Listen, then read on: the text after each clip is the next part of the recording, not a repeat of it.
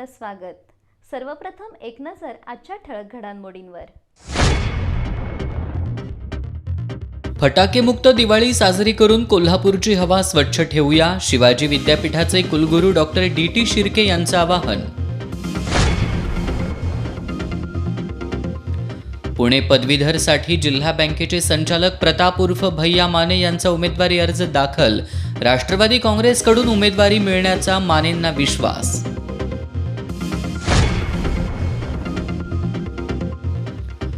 Vision agro कंपनीनं केलेल्या फसवणुकीची सखोल चौकशी करा, शिवसेनेचं आर्थिक गुन्हे शाखेच्या डीवायएसपींना निवेदन।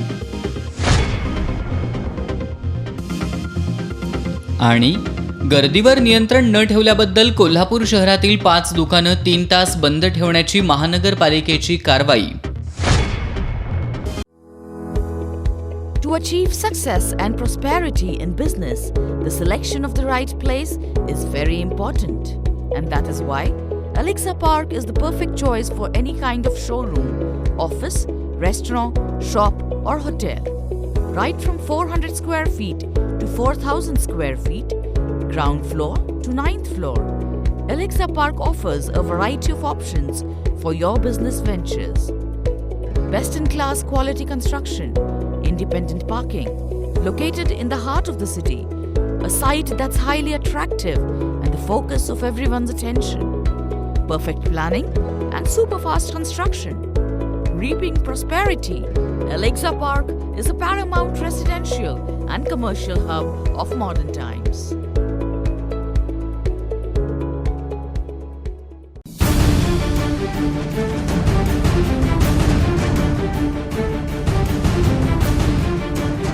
राजकारणाची खबरबात, समाजकारणाचा मागोवा, कला, क्रीडा, मनोरंजन, शेती, उद्योग, कुठं काय घडलंय बिघडलंय, बातमीला योग्य न्याय देणारा कोल्हापूरचा बुलंद आवाज, एस न्यूज कोल्हापूर, सदैव तुमच्या सोबत।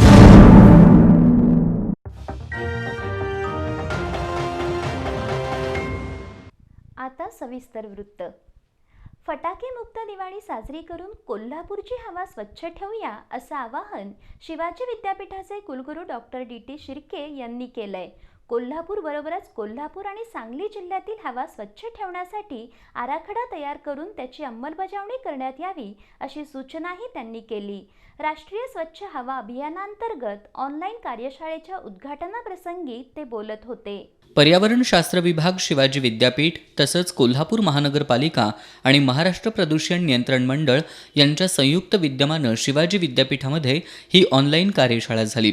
यावेळी बोलताना कुलगुरू प्राध्यापक डॉक्टर डी.टी. शिर्के यांनी भारतातील 102 शहरांपैकी एक तसंच महाराष्ट्रातील 17 प्रदूषित शहरांपैकी एक शहर अशी कोल्हापूरची ओळख तयार होणं ही गंभीर बाब असल्याचं सांगितलं।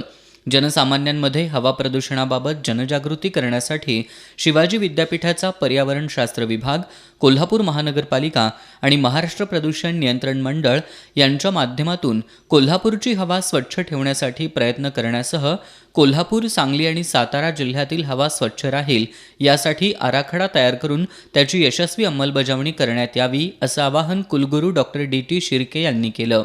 शिवाजी विद्यापीठातील पर्यावरण विभाग प्रमुख डॉक्टर आसावरी जाधव यांनी पर्यावरण संरक्षण आणि संवर्धनातील विद्यापीठाची भूमिका स्पष्ट केली। प्राध्यापक डॉक्टर पी.डी. राऊत यांनी कोल्हापूर हवा प्रदूषण आणि सद्यस्थिती याबद्दल माहिती दिली। महाराष्ट्र प्रदूषण नियंत्रण मंडळाचे उपप्रादेशिक अधिकारी प्रशांत गायकवाड यांनी हवा प्रदूषण विषयक कायदेशीर बाबींची माहिती दिली।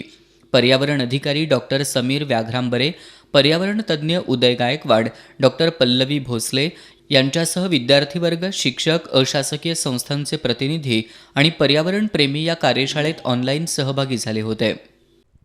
विधान परिषदेच्या पुणे पदवीधर मतदारसंघातून केडीसीसी बँकेचे संचालक प्रताप माने यांनी आज आपला उमेदवारी अर्ज दाखल केला। पक्षाध्यक्ष खासदार शरद पवार राष्ट्रवादी काँग्रेसची उमेदवारी देऊन आपल्या निष्ठेला न्याय देतील असा विश्वास माने यांनी व्यक्त केला। विधान परिषदेच्या पुणे पदवीधर मतदारसंघातून केडीसीसी बँकेचे संचालक प्रताप माने यांनी निवडणूक निर्णय अधिकारी विभागीय आयुक्त सौरभ राव यांच्याकडे उमेदवारी अर्ज दाखल केला. यावेळी बोलताना माने यांनी सामाजिक शैक्षणिक कार्यासह सर्व घटकांना न्याय देण्यासाठी प्रयत्नशील राहिल्याचं सांगितलं.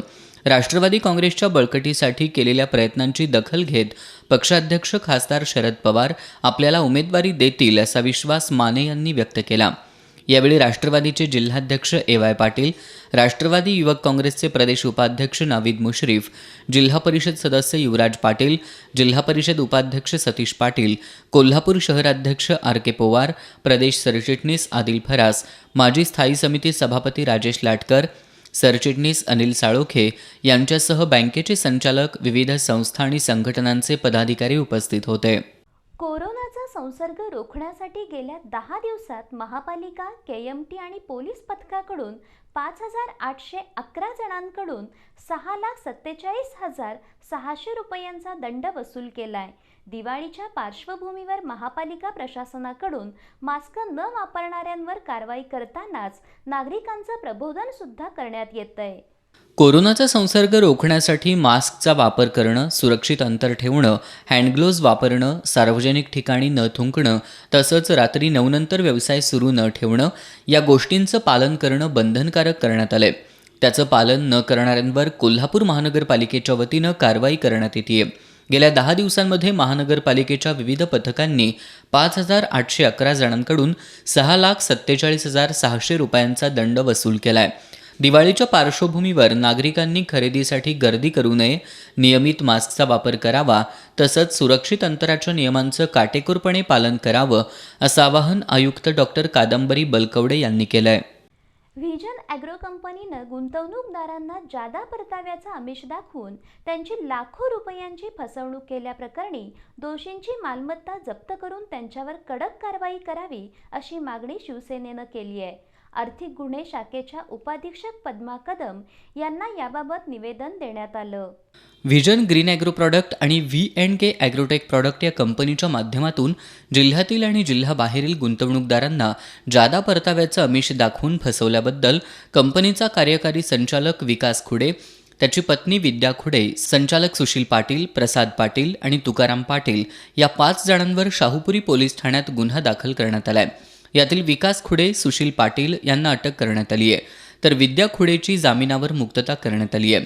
तुकाराम पाटील आणि प्रसाद पाटील हे अद्याप पोलिसांच्या हाती लागलेले नाहीत. या फसवणूक प्रकरणाची चौकशी करून संशयितांना अटक करावी, त्यांची मालमत्ता जप्त करावी अशा मागण्या शिवसेनेनं केल्यात. या मागण्यांचं निवेदन आर्थिक गुन्हे शाखेच्या DYSP पद्मा कदम यांना सादर करण्यात आलं.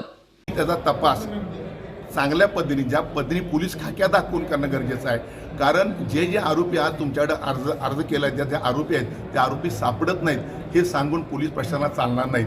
तो कुणी असून देत, कुठलाही नेता असून देत, कुठलाही उद्योगपती असून देत, जी लोकांची नावं ह्या अर्जात आहेत, जे लोक आरोपी आहेत त्यांना आणून त्यांच्या प्रॉपर्टी जप्त करा, तर सर्वसामान्यांचे पैसे परत मिळतील. यावेळी शिवसेनेचे जिल्हाप्रमुख विजय देवणे, दीपाली शिंदे, शिवाजी जाधव, कृष्णात मेटील, अरुण मोरे, अभिजित बुकशेट, मंजित माने आदी उपस्थित होते. राधानगरी तालुक्यातील तळगाव आणि जुने करंजे इथं विनापरवाना बॉक्साईट उत्खनन केल्याप्रकरणी तहसीलदार मीना निंबाळकर यांनी दोघांवर 38,32,700 रुपयांची दंडात्मक कारवाई केली आहे. या कारवाईमुळे अवैध गौण खनिज उत्खनन करणाऱ्यांचे धाबे दणाणलेत. राधानगरी तालुक्यातील कसबा तारळे आणि राधानगरी मंडल कार्यालयाअंतर्गत विनापरवाना बॉक्साईट उत्खनन करण्यात येत असल्याची माहिती तहसीलदार मीना निंबाळकर यांना मिळाली होती. त्या अनुषंगानं त्यांनी तळगाव इथल्या सदाशिव पांडुरंग गिरी गोसावी यांच्याकडे केलेल्या चौकशीत त्यांनी 83 ब्रास बॉक्साईटचं विनापरवाना उत्खनन केल्याचं निष्पन्न झालंय. याबद्दल गिरी गोसावी याला बॉक्साईटच्या बाजारभावाच्या 5 पट दंड भरण्याची नोटीस बजावण्यात आली आहे. यानुसार सदाशिव गिरी गोसावी याला 30,23,200 रुपये दंड भरावा लागणार आहे. राधानगरी सर्कलमधील जुने करंजे इथल्या वसंत रामचंद्र राऊत यांच्या जागेत कोल्हापुरातील रोहन अरुण शिर्के यांना 100 टन बॉक्साईटचं उत्खनन केल्याबद्दल 8,09,500 रुपये दंडाची नोटीस बजावण्यात आली आहे. या 2 कारवायांमुळे तालुक्यात विनापरवाना बॉक्साईट उत्खनन करणाऱ्यांचे धाबे दणाणलेत. दरम्यान अवैध बॉक्साईट उत्खननाबद्दल तहसीलदारांना कारवाई करावी लागत असेल तर महसूल विभागाचे तलाठी आणि मंडल अधिकारी काय करतायत असा प्रश्न लोकांमधून उपस्थित होतोय. कोल्हापूर महापालिकेच्या सध्याच्या सभागृहाची मुदत 15 नोव्हेंबरला संपतीये. ही मुदत संपण्यापूर्वी सभागृहानं घरफाळा घोटाळ्याची निवृत्त न्यायाधीशांमार्फत चौकशी करण्यासह घरफाळा घोटाळ्यासंदर्भात श्वेतपत्रिका जाहीर करण्याचा ठराव करावा अशी मागणी कोल्हापूर शहर आणि जिल्हा नागरिक कृती समितीनं केली आहे. विद्यमान नगरसेवकांनी मावळत्या सभागृहाची शेवटची जनरल बॉडी गुरुवारी होणार असं कळते. त्या जनरल बॉडीमध्ये भविष्यामध्ये जनतेसमोर मतं मागायला जायचा जर अधिकार राखून ठेवायचा असेल तर 1 वर्ष चाललेला घरफाळा घोटाळ्याची श्वेतपत्रिका निवृत्त न्यायाधीशामार्फत चौकशी व्हावी असा आम नागरिकांचा जो पाठपुरावा मागणीचा जो रेटा लागला आहे, ह्या रेट्याच्या आधारे सर्वांनी एकमुखाने तसा ठराव करावा आणि प्रशासनाला श्वेतपत्रिका आणि निवृत्त न्यायाधीशामार्फत गेली 20 वर्षाच्या घरफाळ्यात जो घोटाळा झाला आहे, मूल्यांकन पद्धती 2011 साली आणली, पण काही लोकांच्या एकेकाईशाहीपणामुळे काही अधिकाऱ्यांनी घरफाळ्याचे करारपत्रवरती जो घरफाळा अवलंबण्याची प्रक्रिया राबवली जी महाराष्ट्रामध्ये चुकीची आहे. ह्यात जर कोण न्यायालयात गेलं तर ते अधिकारी अडचण देतील आणि ज्या लोकप्रतिनिधी ह्याला मान्यता तेही अडचण देतील. ह्या गोष्टी जर घडायच्या नसतील तर मावळत्या सभागृहातील निवृत्त न्यायाधीशामार्फत चौकशी असा एकमताने ठराव करावा. करवीर निवासिनी अंबाबाई मंदिरातील दक्षिणायनमधील किरणोत्सवाचा आज 4था दिवस होता. आज सूर्यकिरणं मूर्तीच्या खांद्यापर्यंत पोहोचली. कालच्या तुलनेत आज किरणांची तीव्रता कमी होती. काल मंगळवारी सूर्याची किरणं मूर्तीच्या कमरेपर्यंत पोहोचली होती. आज 5:16 मावळत्या सूर्याची किरणं गरुड मंडपातील चौथऱ्यापर्यंत पोहोचली. कासव चौक, पितळी उंबरठा, चांदीचा उंबरठा ओलांडून ही किरणं 5:41 गर्भकुटीच्या पहिल्या पायरीपर्यंत पोहोचली. त्यानंतर किरणांची तीव्रता कमी होऊ लागली. 5:43 ही किरणं कटांजनांपर्यंत पोहोचली. 5:44 किरणांनी देवीचा चरण स्पर्श केला. 5:46 सूर्याची किरणं मूर्तीच्या गुडघ्यापासून खांद्यापर्यंत पोहोचत उजव्या बाजूला जाऊन लुप्त झाली. उद्या गुरुवारी किरणोत्सवाचा शेवटचा दिवस आहे. बातम्यांच्या ताज्या अपडेटसाठी एस न्यूज कोल्हापूर ह्या वेबसाईटला भेट द्या. तसेच एस न्यूज कोल्हापूर ह्या यूट्यूब चॅनलला सबस्क्राईब करा. इथे घेऊयात एक छोटीशी विश्रांती. पाहत रहा एस न्यूज.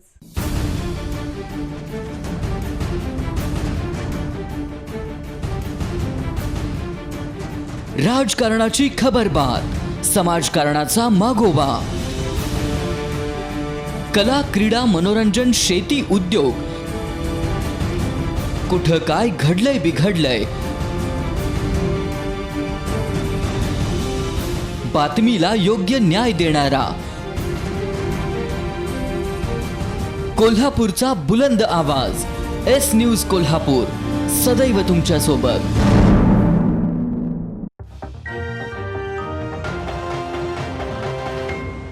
ब्रेकनंतर पुन्हा एकदा आपलं स्वागत. कोल्हापुरातील संगीत विशारद शामराव सुतार यांनी 4 वर्षे संशोधन करून अवघ्या 4 किलो वजनाची सूरपेटी बनवली आहे. इतर सूरपेटीच्या तुलनेत ही सूरपेटी खूपच लहान असली तरी सूर मात्र तंतोतंत जुळतात. या सूरपेटीला परदेशातूनही मागणी होतीये.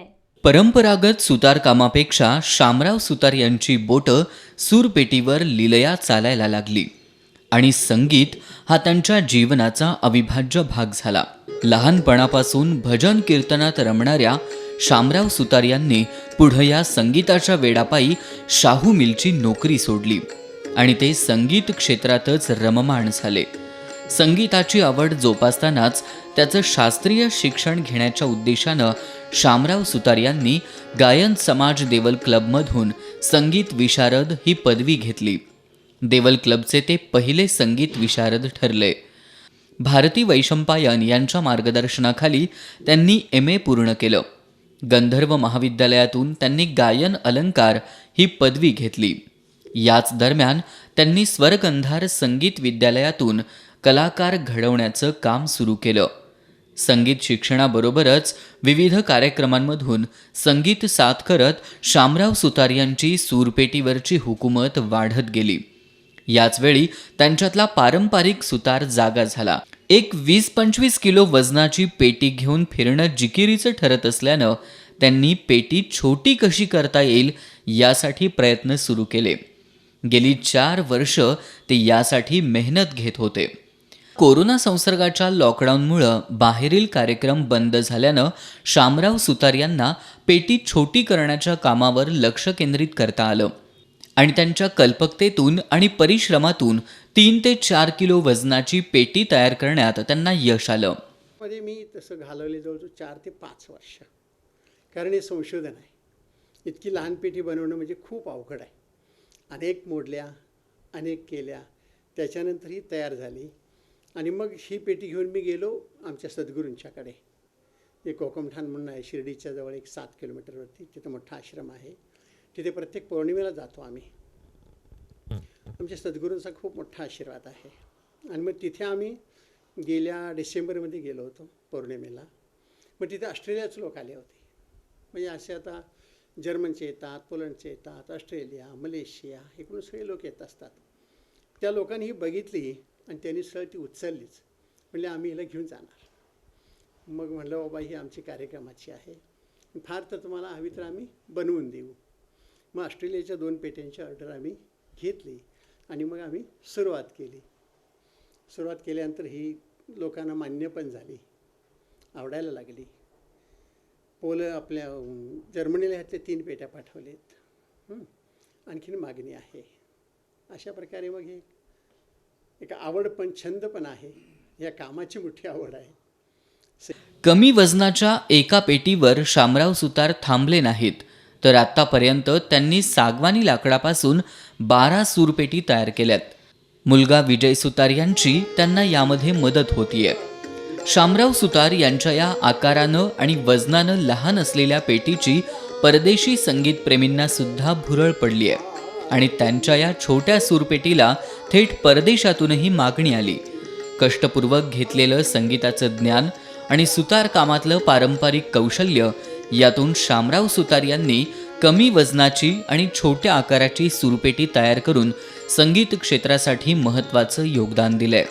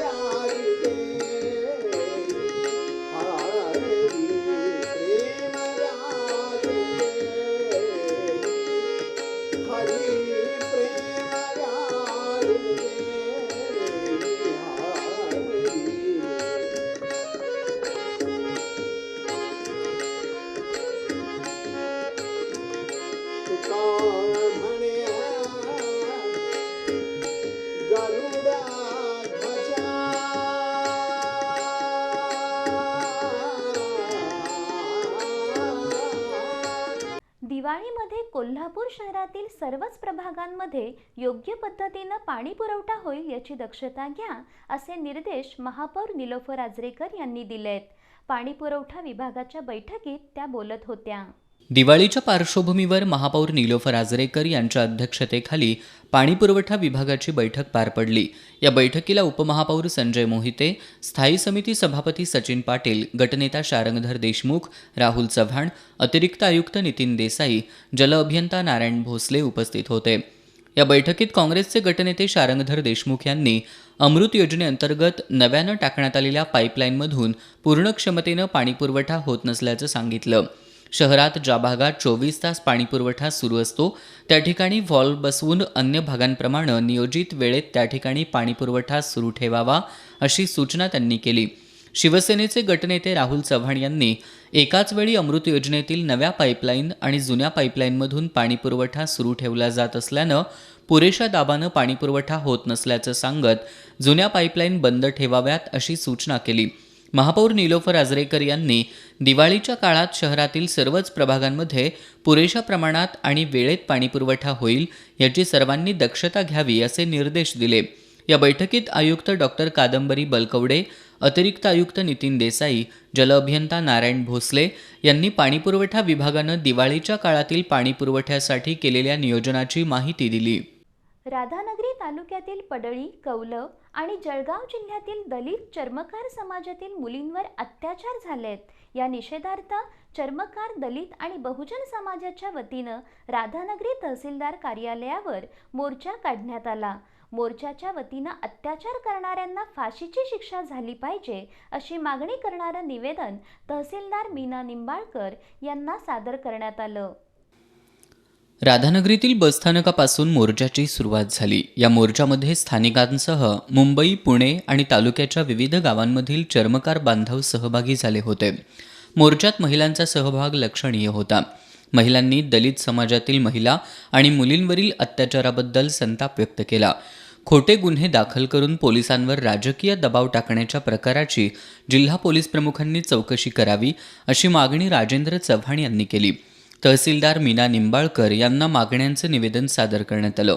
यावेळी दलित आणि चर्मकार समाजातील लोकांवर खोटे गुन्हे दाखल झाल्याचं सांगत संबंधितांची सुटका केल्याशिवाय आम्ही इथून हटणार नाही अशी भूमिका शिष्टमंडळातील सदस्यांनी घेतल्यानं वातावरण तणावपूर्ण बनलं.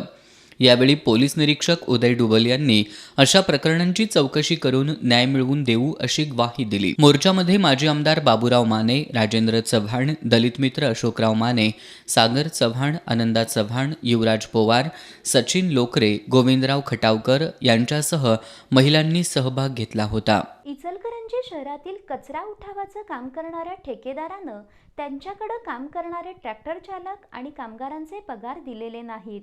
यामुळं आज बुधवारी चालक आणि कामगारांनी अचानकपणे काम बंद आंदोलन केलं. उपनगराध्यक्ष तानाजी पवार यांनी या संदर्भात संबंधित ठेकेदाराबरोबर चर्चा केली. ठेकेदारानं पगार देण्याचं आश्वासन दिल्यानंतर आंदोलन मागं घेण्यात आलं. आराध्या एंटरप्राइजेस या कंपनीकडे शहरातील कचरा उठावाचा ठेका आहे. या कंपनीकडे काम करणारे ट्रॅक्टर चालक आणि कामगारांना गेल्या 2 महिन्यांपासून पगार मिळालेला नाही.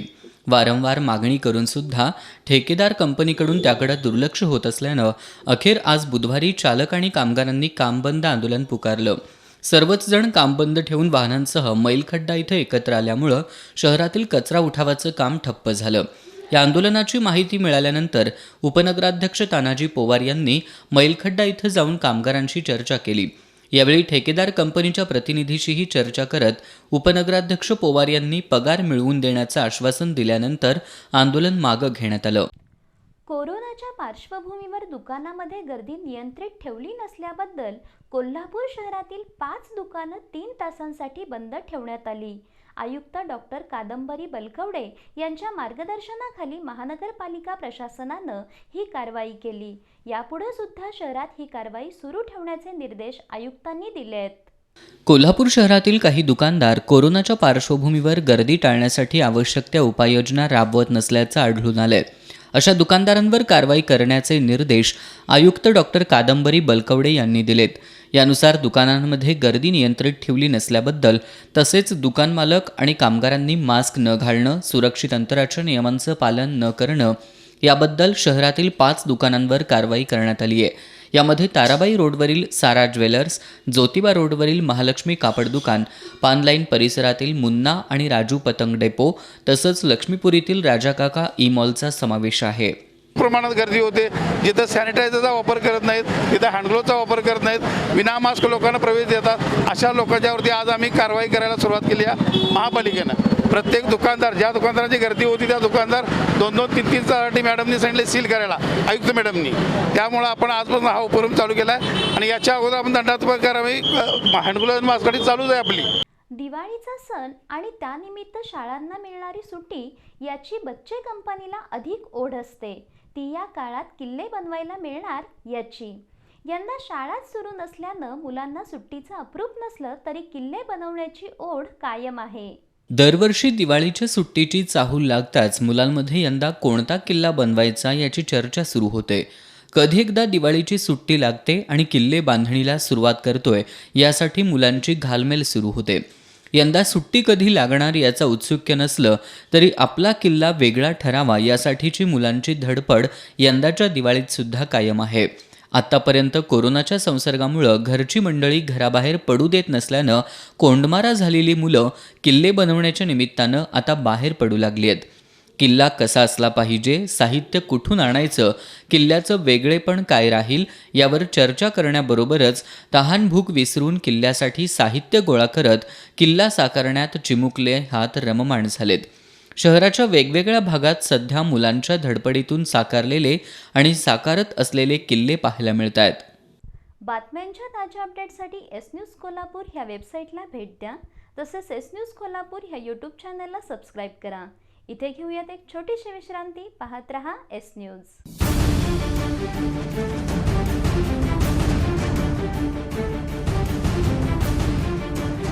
राजकारणाची खबरबात, समाजकारणाचा मागोवा, कला, क्रीडा, मनोरंजन, शेती, उद्योग, कुठं काय घडलंय बिघडलंय, बातमीला योग्य न्याय देणारा, कोल्हापूरचा बुलंद आवाज. एस न्यूज कोल्हापूर, सदैव तुमच्या सोबत.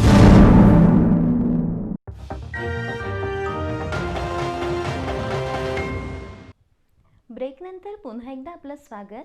आज बुधवारी सायंकाळी 5 वाजेपर्यंतच्या 24 तासांमध्ये कोल्हापूर जिल्ह्यात नव्या 33 कोरोना बाधितांची नोंद झाली आहे. या काळात 40 जणांना डिस्चार्ज देण्यात आला असून एका बाधिताचा मृत्यू झाला आहे. सध्या जिल्ह्यात 688 बाधितांवर उपचार सुरू आहेत.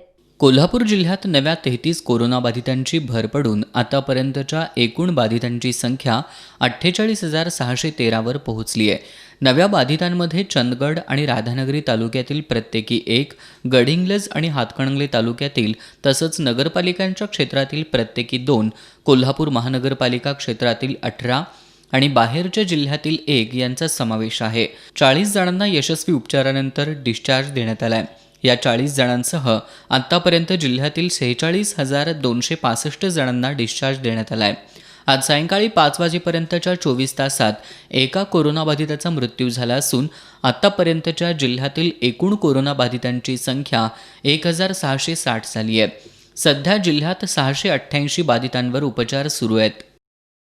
कळंबा कारागृहातील कैद्यांना संरक्षण भिंतीवरून चेंडूतून गांजा पुरवण्याचा प्रयत्न करणाऱ्या पुण्याच्या 3 जणांना पोलिसांनी ताब्यात घेतलंय. जुना राजवाडा पोलीस या प्रकरणी अधिक तपास करतायत. पुण्यातील शेख नावाचा गुंड कळंबा कारागृहात कच्चा कैदी आहे. मंगळवारी दुपारच्या सुमाराला त्याचे मित्र वैभव कोठारी, संदेश देशमथळ आणि अमित पायगुडे हे तिघे चेंडूमधून त्याच्यापर्यंत गांजा पोहोचवण्याचा प्रयत्न करत असल्याचं उघडकीला आलंय. पोलिसांनी या तिघांना ताब्यात घेऊन त्यांच्याकडून कच्चा आणि तयार गांजा जप्त केलाय. 1-2-3 मुलं त्यांना उभारलेली दिसली म्हणून संशय वाटल्यामुळे त्यांनी जाऊन त्यांना चेक केलं असता त्यांच्या पिशवीमध्ये चेंडू सापडले.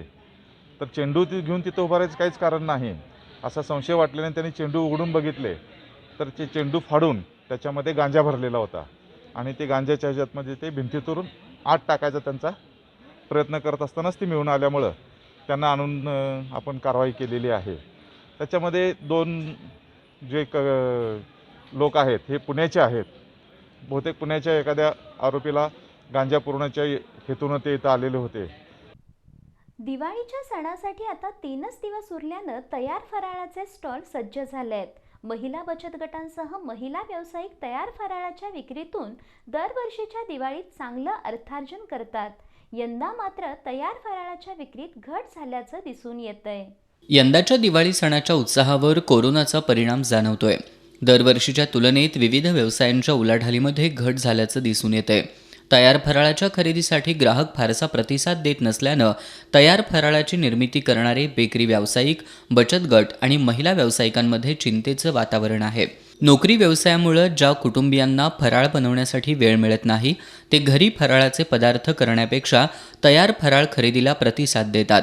यंदा मात्र कोरोना संसर्गाच्या भीतीनं ग्राहकांनी तयार फराळ खरेदीला फारसा प्रतिसाद दिला नसल्याचं दिसून येतंय. गेल्या वर्षीच्या तुलनेपेक्षा यावर्षी जरा कमी झालेला आहे. कारण कोरोनाच्या ह्याच्यामुळे की नाही विक्री तशी खूप कमी आहे. ऑर्डर तर काही नाहीच आहेत त्या मानानं आणि एकंदरीत महागाई वाढल्यामुळे ह्या वेळेला त्याचा पण खूप परिणाम झालेला आहे मालावर. म्हणजे काय झालेलं आहे माहिती काय, इतके दर सगळे वाढलेले आहेत की नाही, त्यामुळे लोकांना घेताना सुद्धा खूप प्रॉब्लेम झालेला आहे. आणि त्यात सगळ्यांच्या घरी सगळे खूप म्हणजे आर्थिक टंचाई खूप असल्यामुळे की नाही लोक विचार करतात की म्हणजे आता आपण माल कसा खरेदी करायचा. बाहेरची जी मागणी होती ती भरपूर प्रमाणात होत होती, पण आता ह्यावर्षी कोरोनामुळं जरा कमी झालेले आहे. आणि तेलाचे दरही वाढलेले आहेत किंवा डाळींचे दर वाढलेले आहेत. त्यामुळे आणि घरात काय झालं आहे, कोरोनामुळं घरात लोक खूप करायला लागलेले आहेत. त्यामुळं हे संस्थेचे जे आहेत, संस्था म्हणा, बचत गट म्हणा, हे आहेत ना, जरा कमी झाले, म्हणजे पदार्थांच्या मागणींची कमी झाली. यंदा स्थानिक बाजारपेठेत तयार फराळाच्या मागणीत घट झाली असली तरी कोल्हापुरातील काही बचत गटांना परदेशात तयार फराळ पाठवण्याची संधी मिळाली आहे. कळंबा इथल्या लागोरी बचत गटानं परदेशात तयार फराळ पाठवत व्यवसायाची एक नवी संधी मिळवली आहे. कोल्हापूर शहरच नाही तर महाराष्ट्रातून आणि ऑस्ट्रेलिया, अमेरिका इथूनही आपल्या फराळाला ऑर्डर आहे. 15 ते 16 महिलांच्या हाताला आपल्यामुळे काम मिळालेलं आहे. त्यांचीही दिवाळी चांगली होणार आहे. लगोरी फाउंडेशनच्या माध्यमातून आपण महिलांसाठी रोजगार देण्याचे काम आपल्याकडून होते. कोरोना संकटाची तीव्रता कमी झाली असली तरी त्याचे परिणाम अजूनही जाणवत आहेत. दिवाळी सणाच्या निमित्तानं तयार फराळांच्या उलाढालीवर याचा परिणाम झाल्याचं दिसून येत असून तयार फराळांची निर्मिती आणि विक्री ही व्यवसायाची चांगली एक संधी असणाऱ्या महिलांच्या अर्थार्जनावर याचा परिणाम होताना दिसतोय. दीपावली म्हणलं की सर्वत्रच फराळाची रेलचेल सुरू असते. मात्र यावर्षी याच्यावर कुठंतरी परिणाम झाल्याचं दिसून येत आहे. एकंदरीत महिला बचत गट अथवा महिला उद्योग केंद्र जे फराळ बनवत होते त्याला अगदी परदेशात देखील मागणी होती. त्याशिवाय अगदी घरातून देखील या फराळाची मागणी होत होती. मात्र कोरोनामुळे एकंदरीत वाढलेली महागाई आणि लोकांचा एकंदरीत बदललेला ट्रेंड या सर्वाचा परिणाम कुठंतरी या महिला उद्योगांच्या व्यवसायावर झालेला दिसत आहे. एस न्यूजसाठी कॅमेरामन अभिजित पाटीलसह इक्बाल रेटरेकर. पन्हाळा तालुक्यातील माले इथं रस्त्यात शेकोटी पेटवल्याच्या कारणावरून सोमवारी रात्री 2 गटांमध्ये मारामारीचा प्रकार घडलाय. या प्रकरणी कोडोली पोलीस ठाण्यात परस्पर विरोधी तक्रारी दाखल झाल्या आहेत. माले इथल्या बिरोबा मंदिर परिसरात राहणाऱ्या वगरे आणि बादरे कुटुंबांमध्ये सोमवारी रात्री जोरदार वाद झाला. वादाचं रूपांतर मारामारीत होऊन तुकाराम वगरे, विकास वगरे, शिवाजी बादरे हे गंभीररित्या जखमी झालेत. या जखमींवर कोल्हापुरातील खासगी रुग्णालयामध्ये उपचार सुरू आहेत. या मारामारी प्रकरणी कोडोली पोलीस ठाण्यात परस्पर विरोधी तक्रारी दाखल झाल्यात. नमस्ते. कोडोली पोलीस हद्दीतील मौजे माले या ठिकाणी गणपती बादरे आणि तुकाराम वगरे या दोघांच्या मध्ये रस्त्याच्या कारणावरून बरेच दिवसापासून वादविवाद आहे. त्यांनी आपापसाचा वाद गावपातळीवरती मिटवण्यात आलेला होता. परंतु काल संध्याकाळी 8 वाजताच्या सुमारास पुन्हा रस्त्याच्या कारणावरून त्यांच्यात वादावाद झाली. 2 कुटुंबामध्ये तुंबळ या ठिकाणी हाणामारी झाली आणि या हाणामारीमध्ये तुकाराम वगरे याने शिवाजी बादरे याच्या डोक्यामध्ये तलवारीने वार केलेला आहे. आणि त्याचबरोबर बादरे कुटुंबांनी वगरे कुटुंबाला देखील या ठिकाणी मारहाण केलेली आहे. दोन्ही या ठिकाणी गंभीर जखमी झालेले आहेत. त्यांना उपचारकामी हॉस्पिटलमध्ये ॲडमिट केलेले आहे आणि दोघांचे या ठिकाणी गुन्हे दाखल करून गुन्ह्याचा तपास या ठिकाणी चालू आहे. फौजदार नरेंद्र पाटील या प्रकरणी अधिक तपास करतायत. IPL स्पर्धेतील अंतिम सामन्यावर बेटिंग घेतलं जात असल्याच्या माहितीवरून इचलकरंजीतील दातेमाळा इथं DYSPच्या पथकानं छापा टाकला. या कारवाईत दोघांना ताब्यात घेऊन सुमारे 2.5 लाख रुपयांचा मुद्देमाल जप्त करण्यात आला. IPL क्रिकेट स्पर्धेचा अंतिम सामना मुंबई आणि दिल्ली या 2 संघांदरम्यान खेळवण्यात आला. या सामन्यावर दातेमाळा इथल्या सचिन रानडे याच्या शेडमध्ये बेटिंग घेतले जात असल्याची माहिती DYSP BB महामुनी यांना मिळाली. त्यांनी दिलेल्या आदेशानुसार पथकानं संबंधित शेडवर छापा टाकला. या कारवाईत सरस्वती मार्केट परिसरातील नंदकुमार बारवाडे आणि तांबेमाळ परिसरातील रेनिश दरक हे जुना चंदूर रोड परिसरातील महेश पाटील याच्यासाठी बेटिंग घेत असल्याचं आढळून आलं. पोलिसांनी या दोघांना ताब्यात घेत त्यांच्याकडील 2,500 रुपयांची रोकड, 3 मोबाईल आणि 2 वाहनांसह सुमारे 2.5 लाख रुपयांचा मुद्देमाल जप्त केलाय. Police Naik SM Patil, SA Hargule, SB Shaikh यांनी या कारवाईत सहभाग घेतला. पन्हाळा तालुक्यातील बहिरेवाडी इथल्या विनयशील दूध संकलन केंद्राच्या वतीनं दूध उत्पादकांना प्रोत्साहनपर बक्षिसं देण्यात आली. यामध्ये सर्वाधिक दूध पुरवठा करणाऱ्या उत्पादक राजश्री अनिल मदने यांना बक्षीस म्हणून फ्रीज देण्यात आला. आमदार डॉक्टर विनय कोरे यांच्या मार्गदर्शनाखाली सुरू असलेल्या विनयशील दूध संकलन केंद्रानं अल्पावधीतच दूध उत्पादकांचा विश्वास मिळवलाय. या केंद्राच्या वतीनं दरवर्षी उत्पादकांना प्रोत्साहनपर बक्षिसं आणि भेटवस्तूंचं वाटप करण्यात येतंय. यावर्षी या केंद्राकडे सर्वाधिक दूध पुरवठा करणाऱ्या उत्पादक राजश्री अनिल मदने यांना फ्रीज बक्षीस म्हणून देण्यात आला. केंद्राचे मार्गदर्शक विठ्ठल जाधव, व्यवस्थापक कल्याणी जाधव, डॉक्टर अभिजित जाधव, मनोहर हजारे, शामराव भोसले, नितीन जाधव, सुभाष पोवार यांच्या उपस्थितीत बक्षिसांचं वाटप करण्यात आलं. यावेळी लताताई गायकवाड, आशाताई जाधव, मंगल बुवा, मंगल जाधव, सुजाता जाधव, मनीषा सोने, पूनम गायकवाड यांच्यासह दूध उत्पादक उपस्थित होते. कोरोनाच्या पार्श्वभूमीवर आणि विधान परिषद निवडणुकीच्या आचारसंहितेमुळे महापालिकेच्या सर्वसाधारण सभेला विषय सूचीसह पूर्व परवानगी घेणं आवश्यक होतं. तसंच सभेची विषयपत्रिका 3 दिवस अगोदर प्रसिद्ध करण्याच्या नियमाची पूर्तता होत नसल्यानं 12 नोव्हेंबरची महापालिकेची सर्वसाधारण सभा होऊ शकणार नाही. जिल्हाधिकाऱ्यांची परवानगी मिळाली नसल्यानं सर्वसाधारण सभा घेणं अडचणीचं ठरू शकतं, अशा आशयाचं पत्र अतिरिक्त आयुक्त नितीन देसाई यांनी महापौरांना सादर केलंय. शेवटी पुन्हा एक नजर आजच्या ठळक घडामोडींवर. फटाकेमुक्त दिवाळी साजरी करून कोल्हापूरची हवा स्वच्छ ठेवूया, शिवाजी विद्यापीठाचे कुलगुरू डॉक्टर DT शिर्के यांचं आवाहन. पुणे पदवीधरसाठी जिल्हा बँकेचे संचालक प्रताप उर्फ भैया माने यांचा उमेदवारी अर्ज दाखल, राष्ट्रवादी काँग्रेसकडून उमेदवारी मिळण्याचा मानेंना विश्वास.